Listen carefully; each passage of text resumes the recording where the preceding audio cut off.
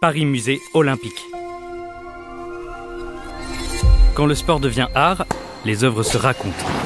Un podcast produit par Paris Musée. Paris Musée Olympique, c'est un pied dans l'histoire de l'art, l'autre dans l'histoire du sport, et le reste du corps immergé tout entier dans une œuvre. Fermez les yeux.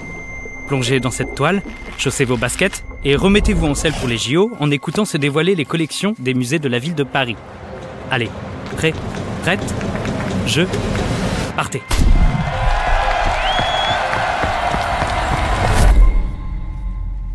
Aujourd'hui, on vous emmène en 1839, à la rencontre du cavalier sautant une palissade, une sculpture réalisée par Marie d'Orléans. Ces écuries sont immenses et si sombres. Ah j'aperçois quelqu'un là-bas, regardez. Mais oui, c'est ça, c'est un cavalier. On est en 1840, pourquoi est-il habillé comme au Moyen-Âge? J'ai dû manquer le bal costumé. Bonjour. Oh, bonjour. Puis-je vous demander où vous allez habillé comme ça? Je m'en vais chasser dans le domaine. Soyez aimable. Sortez ce faucon de la volière et déposez-le sur mon bras, s'il vous plaît. Un faucon. Mais bien sûr, il vous faudra autre chose, un ours, un loup peut-être. Savez-vous qui je suis, madame? Non, en effet.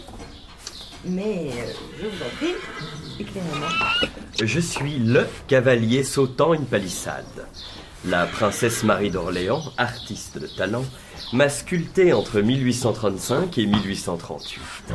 Nous sommes au cœur de la période romantique. Toutefois, moi, je suis un homme du Moyen-Âge. Regardez-moi. Voyez ma tunique, mes collants, observez la précision de la réalisation. Alors, moi, je ne vois que vos souliers. Ils sont si pointus que... Ce sont des poulaines pour votre couvert. Oh, Ah, mais oui, pardon. C'est parce que nous sommes en plein mouvement romantique que les artistes, qu'ils soient auteurs, peintres ou sculpteurs, sont attirés par l'histoire et le passé. Mais sauf votre respect, pourquoi vous? Pourquoi Marie d'Orléans a-t-elle sculpté un cavalier? Elle m'a confié avoir une passion profonde pour les chevaux. Elle les a longuement observés avant de les représenter. Et puis, elle aimait le sentiment de liberté des grandes chevauchées. Elle l'a même raconté à sa sœur Louise en 1836. Je vais tenter de la citer le plus respectueusement possible. Quand on galope au milieu de la campagne, entouré du bruit du vent, il semble qu'on ait jeté derrière soi le monde et ses entraves, qu'on soit emporté on ne sait où. Voilà, n'est-ce pas beau? Oui, mais pourriez-vous me présenter à cette Marie d'Orléans? J'ai tellement de questions à lui poser. Ah, malheureusement, c'est impossible. Pourquoi? La pauvre enfant est morte l'année dernière. Elle avait 25 ans, la tuberculose. Son père, Louis-Philippe, roi des Français, en fut inconsolable. Je regarde parfois le portrait que son professeur et ami, le peintre Harry Scheffer, a fait d'elle dans son atelier. Elle était si douce, c'était une princesse et surtout une grande artiste. Votre compagnie m'est agréable. Ah oui. Prenez un cheval et accompagnez-moi. Eh bien, je crois que vous ne me laissez pas vraiment le choix. Si ça ne vous dérange pas, nous serons accompagnés de l'Amazone et de son lévrier. Elle a aussi été sculptée par Marie d'Orléans au même moment que moi. Nous sommes indissociables. Ah. En tout cas, je remarque un point commun entre les siècles. Celui d'où vous venez, comme celui d'où je viens. Monter à cheval reste une activité bourgeoise. Mais ce que je ne comprends pas, c'est pourquoi c'est une figure représentée dans des œuvres romantiques. Je pense, par exemple, aux peintures de Théodore Géricault. Attention à votre position. Ah. Gardez vos deux jambes du même côté et tenez-vous droite. D'accord. Si je peux me permettre une analyse, je dirais que c'est parce que pour certains artistes, peindre un cheval est une manière de peindre aussi l'âme humaine dans sa dimension animale et de traduire ses propres passions et violences. Il révèle quelque chose de plus intérieur et impulsif. Ah, attention, devant vous, la palissade! Oh, vous m'avez fait peur. Ah bah, je comprends mieux votre nom maintenant.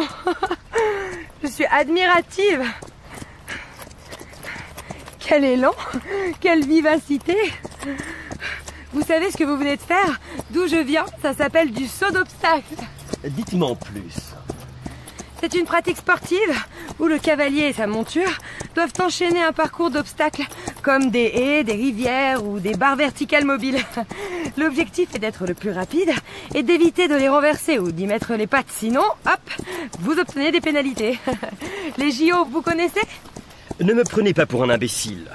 Je connais les jeux antiques. Je connais aussi la course de chars qui en était une discipline phare. Et je peux même vous dire qu'à l'origine, elle se disputait à 4 chevaux, et puis 2, et parfois même montée à cru. Impressionnant.